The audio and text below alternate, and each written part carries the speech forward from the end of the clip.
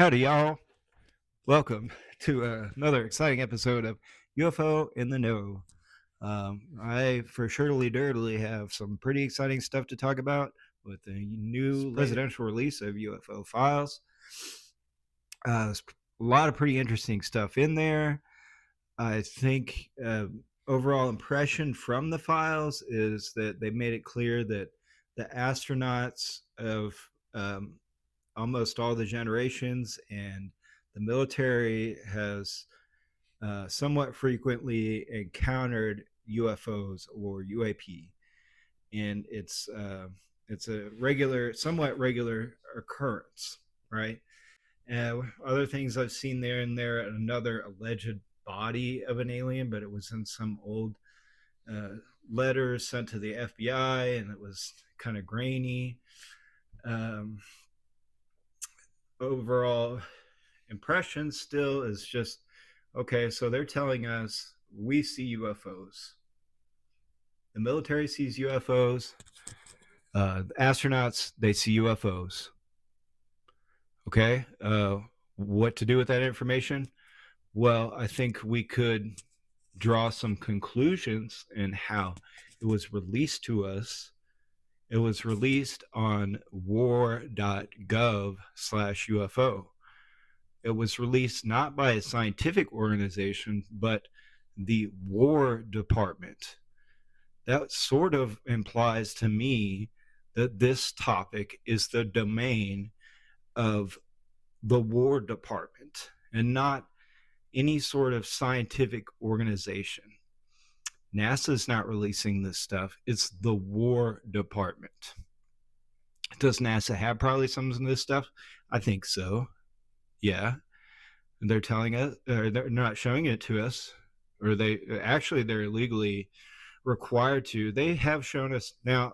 Let me walk that back. They have shown some stuff to us, but they haven't really made a public announcement to it, and at this sort of extent that the president just did, or the Department of War just did. Now, I didn't see any sort of signs of any overt threats from any of the descriptions of the files, which I think are mostly from the FBI at this point. But I want to, I think we can draw the conclusion that they want us to consider this might be a threat since it was released on war.gov, not aliens.gov, which they have registered now. So I assume we would see more stuff. The only thing I would want everyone to be wary of is what I call the threat narrative. Now, that is going to be the suggestion from the Pentagon or the president, whoever is doing this release, that these things are a threat to us and we need their help to protect us from it. Now, what I could go a little further down the conspiracy rabbit hole and say, well, Werner von Braun's former assistant allegedly said that Werner von Braun, had told her that they had reverse engineered this UFO technology already, and they were planning on doing a false flag attack with UFOs on U.S. citizens to garner our support into some new military dictatorship or world military dictatorship or something along the lines of that. And that's a little down the rabbit hole further than probably some people want to go. But I will say, if you walk a few steps up the rabbit hole and just look around and say, well, they are telling me this, but let's read between the lines here.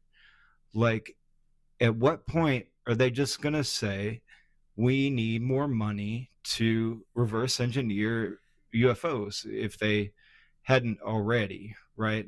I mean, and allegedly, according to some stories like Bob Lazar, they've already have this technology. And that's just what I want people to be careful of. I think it's good, it's fun to go dig through the file. There's so much neat stuff, and me as like a UFO nerd, I just get giddy when I when I saw it yesterday. But um, I think we can view it as a blessing, but it could also be a curse in disguise. And so that's what I want everyone to be wary of.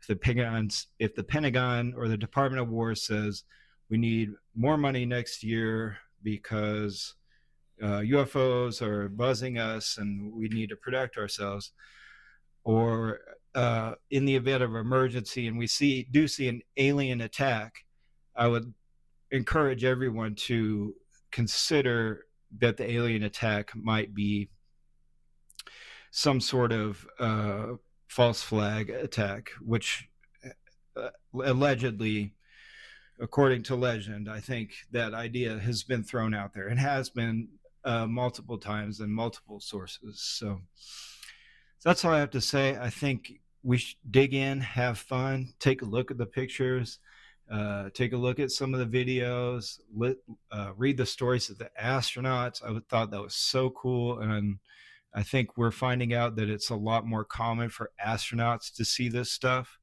And the astronauts probably are maybe signed some sort of NDAs or something about how they're not going to say it publicly because they never really talk about it publicly. But it seems that UFOs are pretty common with astronauts. And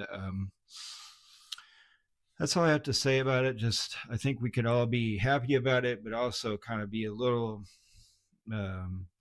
suspicious of. So go ahead, dig in. It's March. I'm sorry, it's May 9th. It just came out yesterday. It was May 8th.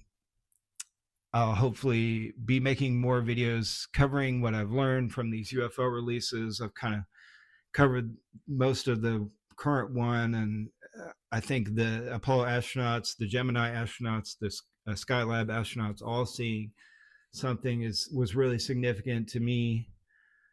So have fun, dig in, keep your eyes on the skies, keep your eyes peeled for alien human hybrids that might be walking among us. Stay tuned to UFO in the Know for more from me from the future. Thanks for tuning in. Love y'all. See you. Talk to you later.